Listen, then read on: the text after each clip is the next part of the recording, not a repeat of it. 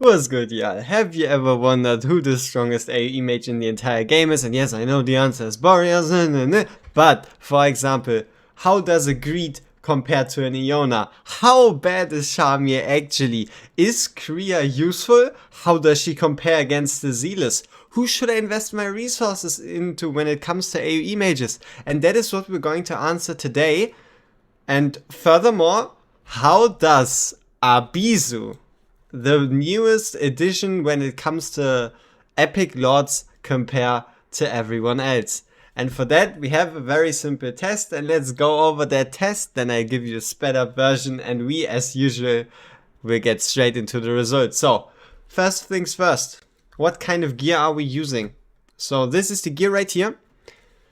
Around 200, basically over 200% attack, then 334 attack speed, 100% crit rate, and 230% crit damage. So already a very, very strong Soulbound Arcana set.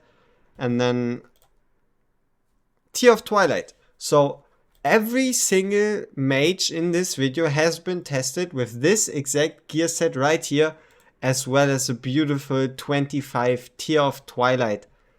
And now to the rest of the test, you can see this ready to go above me. This ready to go is actually a timer.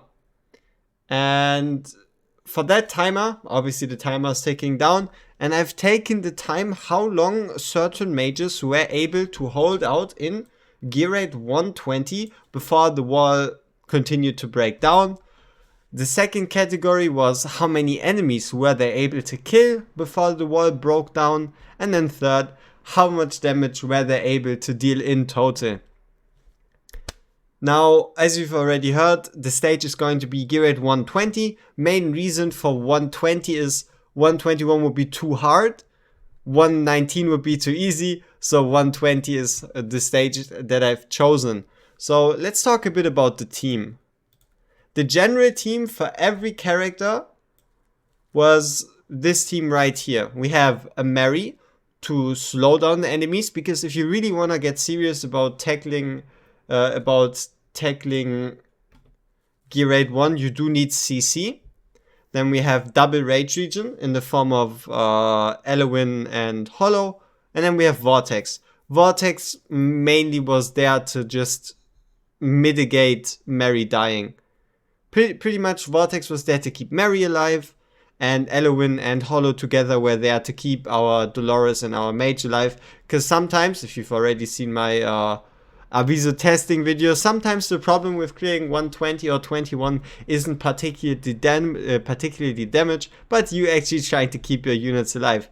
So then we also have a Laurel. This Laurel is running an invigoration set, so everyone's getting an additional 10% attack, as well as lastly a Volker, and that Volker is just there to pretty much reduce the respawn time of our Laurel. And that is already the setup for the test. So now we're going to go straight into a sped up version and then into results after.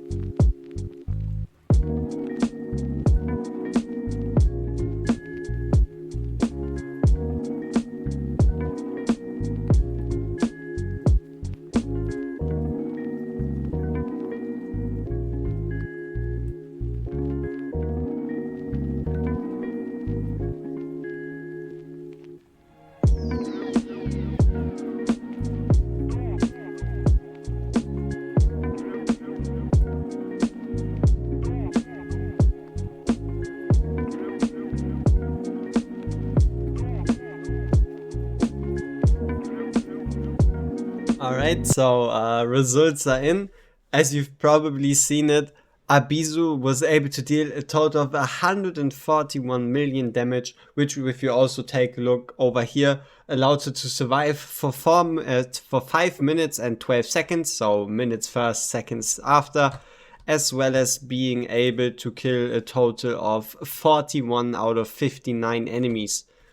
Now, Abizu aside, let's first look at what we're even seeing here. So, the finished title there is all 3 units that were actually able to beat 120 in this combination of team members as well as with the gear solo.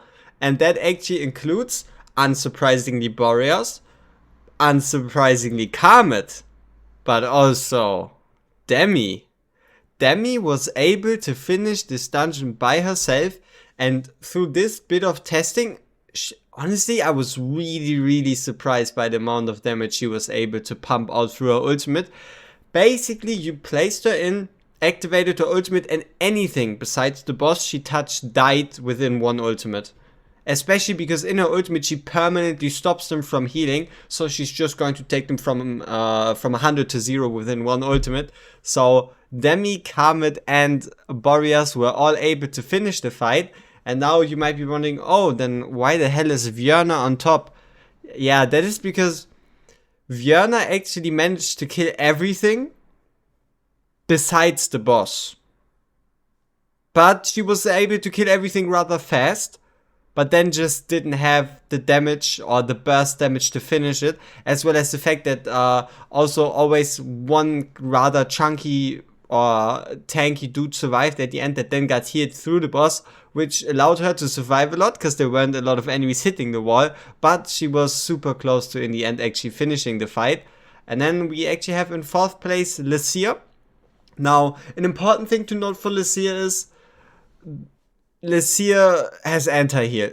Yes, I know Boreas does it too, and also Demi, but Lycia kind of really profits from it, at least in this scenario, because anti-heal is super strong in Gear Raid 1, and he wasn't actually able to finish the fight, but it still pushed his results above what it should have actually been when it came to, or when it comes to raw damage. So you do gotta take Lycia's result with a grain of salt, and we will kind of see it in the full damage breakdown, so the full number of damage when we get to it later. Now, other surprises are Morrigan. Morrigan actually managed to place 5th.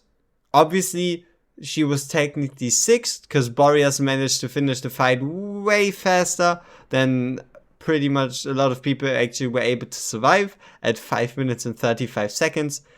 And honestly, Morrigan performed pretty much better than anyone else, besides obviously the ones that finished and we've talked about. And after Boreas, as you can already kind of see it in 6th place, we have Iona, Greed, then Ajax in between, and then Abizu. Iona, Greed, and Abizu are very close together, even though you could kind of say Abizu and Greed are on the same level, and Iona's then just like that one step above. So before we get into like the full results and the other 2 graphs, let's talk about who else was participating.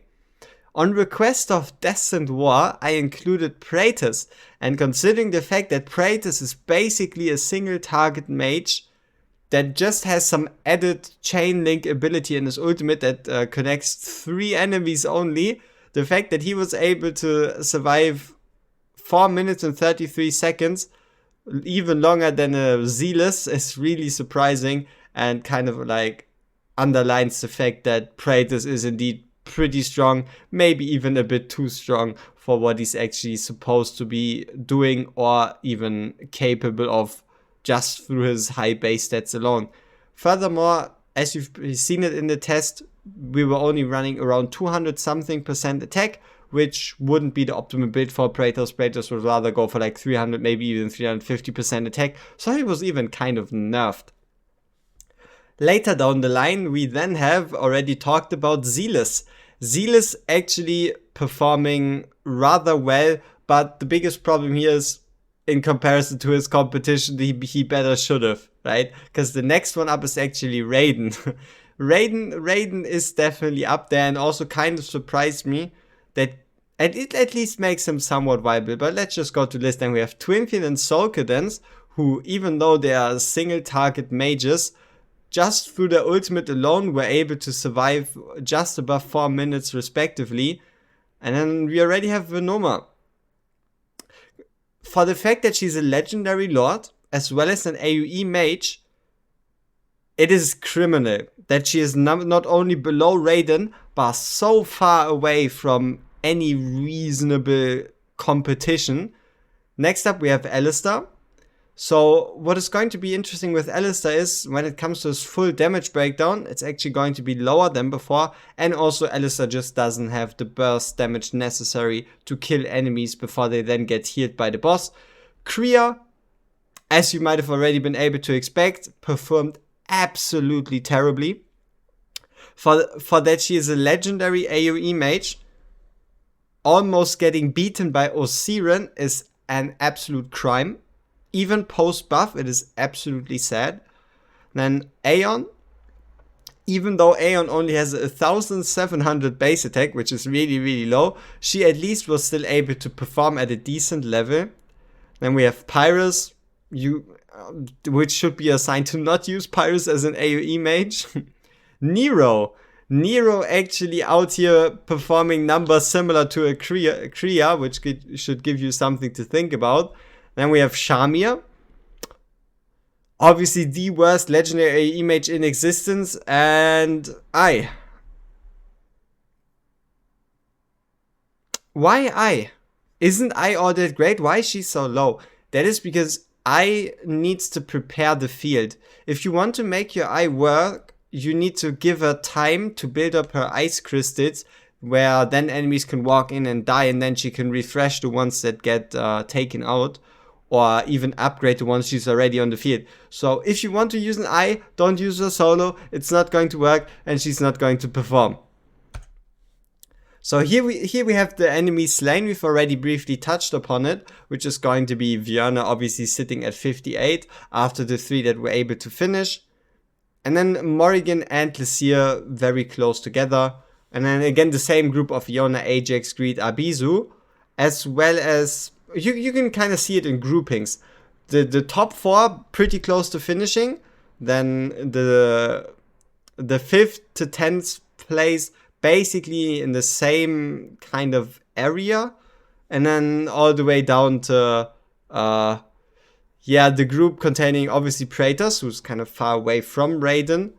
But yeah, Raiden still outperformed Kriya. Kriya only being able to kill 17 enemies. That is absolutely abysmal. It's only slightly better than Osiren. And now probably the biggest disappointment, Venoma. Venoma was less effective at dealing AOE damage than Osiren.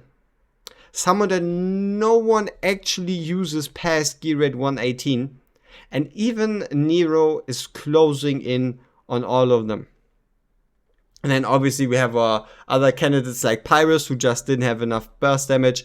Aeon, who mainly tickled the enemies with a 1,700 base attack. And I, who again wasn't able to prepare the field. And Shamir being scammier the way he's supposed to be. So probably now onto the most interesting values, I guess, which is obviously going to be damage dealt.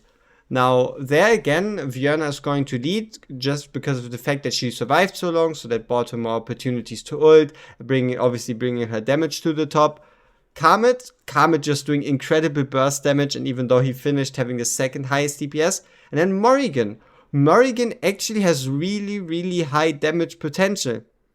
Even though some people just give her the role of being Lord buff only, Morrigan is actually really, really good at what she's supposed to do. Obviously, Boreas only needing 164 million mainly comes from the fact that with his anti-heal, the enemies weren't able to get healed.